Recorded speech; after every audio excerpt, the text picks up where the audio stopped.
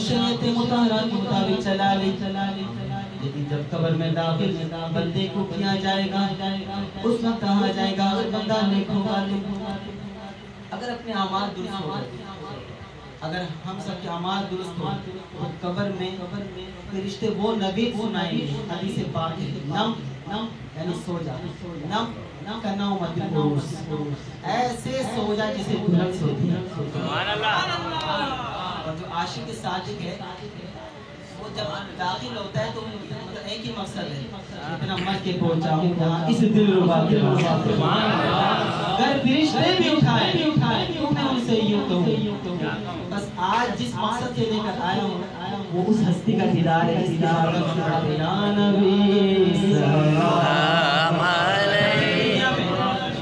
उसके लिए हमें पहचान की जरूरत पड़ेगी और पहचानेगा वो इसलिए अपने आप को सुन्नत के मुताबिक। सुभान अल्लाह।